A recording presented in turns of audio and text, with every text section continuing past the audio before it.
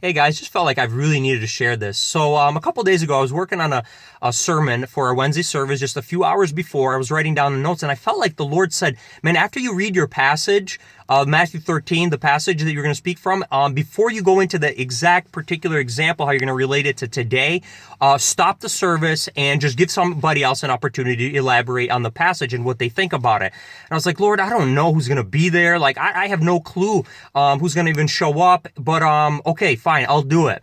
And so fast forward, I decided I was going to do that. And then as I kept working on my sermon notes, one of the last things that I was going to close with was about the Samaritan woman, and not to get into detail, but just connect to that.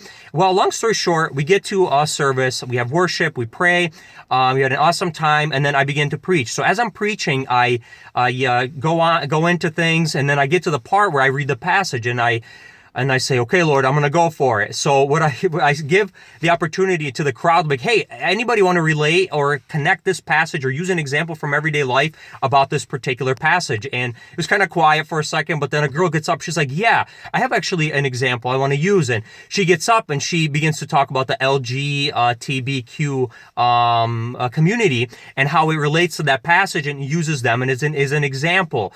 And at this point, I'm like getting goosebumps as she's talking because she has no idea what's written on my paper. But I let her finish, and I mean, I could have used any example, love of money,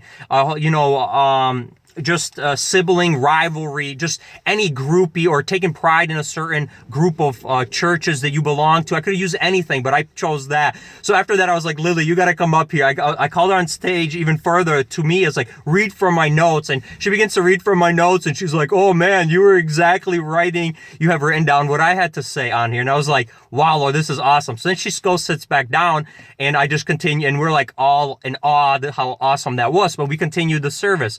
And so I keep preaching. It's time to close. And somehow, I'm guessing by the Lord's leading, I forget the part about the Samaritan woman. And I close the sermon and we go into prayer. And we just begin to pray. And as we're praying, I hear somebody come up on stage and they're like, hey, Nazar, like, I want to share something. And so Toma's like, yeah, I have something to share. So I give her the mic. I was like, go ahead, Toma. Toma starts, again, thousands of stories in the Bible. Toma goes, hey, I feel like the Lord is really connecting this with the Samaritan woman.